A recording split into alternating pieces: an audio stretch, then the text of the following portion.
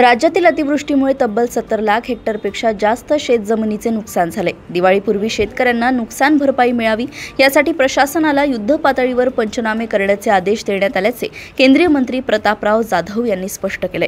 29 September केंद्रीय मंत्री प्रतापराव जाधव यांनी बुलढाणा व मोताळा तालुक्यातील अतिवृष्टीग्रस्त भागांचा दौरा करून प्रत्यक्ष शेतकऱ्यांच्या बांधावर जाऊन झालेल्या नुकसानीची पाहणी केली। ढगफुटी सदृश्य पावसामुळे शेतात पाणी साचले, पिके वाया गेली, तसेच जमिनी खरडून गेल्याने शेतकऱ्यांचे मोठे आर्थिक नुकसान झाल्याचं या पाहणीत दिसून आलं।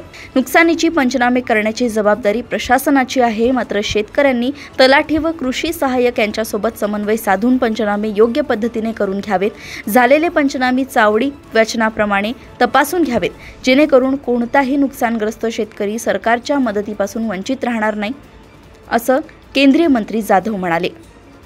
या दौऱ्यात केंद्रीय मंत्र्यांसोबत आमदार संजय गायकवाड, जिल्हा प्रमुख ओमसिंग राजपूत, तालुका प्रमुख धनंजय बारोटे, मोताळा प्रमुख रामदास चौधनकर, महिला आघाडीच्या अनुजाताई सावळे यांच्यासह शिवसेनेचे पदाधिकारी व कार्यकर्ते मोठ्या संख्येने उपस्थित होते। भागाचा तुम्ही दौरा केला, पंजाब आणि महाराष्ट्राची म्हणजे काय तुम्हाला भेद, काय परिस्थिती वाटते? हे बघा, मी पंजाबमध्ये सुद्धा 2 दिवस होतो। तिकडे आम्हाला निर्देश दिले होते। माननीय प्रधानमंत्री नरेंद्र मोदी साहेबांनी पंजाबचे दौरे आम्हाला मंत्री लोकांना करायला होते। त्या ठिकाणी जी ब्यास नदी, आपण नाव ऐकलं असेल, त्या ब्यास नदीच्या काठावरील जवळपास 9-10 गावाला मी त्या भेटी दिल्या।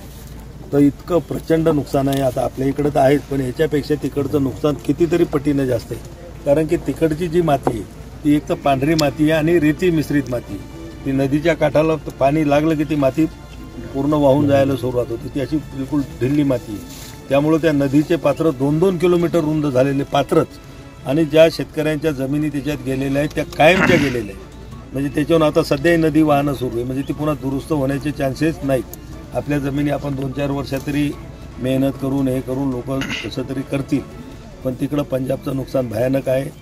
पंजाब हे अन्नधान्याचं कोठार म्हणून समजलं जातं संपूर्ण देशाला, आणि देशाच्या बाहेरही गहू आणि तांदूळ पंजाब पुरवतो। नाही, पण असा आरोप करत आहे की विरोधक तिथल्या शेतकऱ्यांना 50,000 रुपये आणि इथल्या शेतकऱ्यांना फक्त 8,000 रुपये।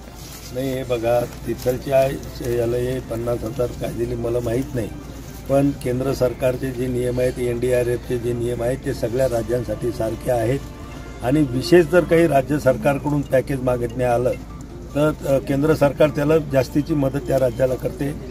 पंजाबला 1600 कोटीची मदत केलेली आहे। आपले मुख्यमंत्री आणि एकनाथराव शिंदे साहेब, अजितदादा उपमुख्यमंत्री, पंतप्रधानांना परवाच्या दिवशी भेटले। प्रधानमंत्र्यांनी सांगितलं की तुमचा प्रस्ताव द्या, केंद्र सरकार तुम्हाला मदत करायला तयार आहे। राज्य आणि केंद्राने निर्देश दिले। आमदार साहेब, शिवसेनेतर्फे जी मदतीचं वाटप सुरू आहे त्याच्यावर मदतीपेक्षा शिवसेनेचे नेते आणि त्याची प्रसिद्धी जास्त आहे असा आरोप होता विरोधकांकडून। विरोधकांना आरोप केल्याशिवाय काही नाही, कारण विरोधकांनी कधी मदतीचा हात कोणाला दिला नाही। तुम्ही पाहिलं असेल की राज्यामध्ये किंवा देशामध्ये कुठेही दुर्घटना घडली, जम्मू काश्मीरला जरी दुर्घटना घडली तर त्या ठिकाणी आपले एकनाथ शिंदे साहेब मदत घेऊन पोहोचले, हे आपण पाहिलं। रायगड जिल्ह्यामध्ये ज्यावेळेला ते मळींचं प्रकरण झालं, गाव पूर्ण दगडाच्या दबलं, तिथे सुद्धा एकनाथ शिंदे साहेब गेले। चिपळूणच्या मदतीसाठी आम्ही स्वतः दोघेही आम्ही जवळपास 35 लाखाचं अन्नधान्य घेऊन आम्ही चिपळूणकरांच्या मदतीला गेलो। मदत करणं हा शिवसेनेचा पहिल्यापासूनचा धर्म आहे, त्या आणि हे करत आलेलो आहे, आणि आताही शिवसेना मदतच करत आहे, पण विरोधकांना टीकेशिवाय काही दिसत नाही।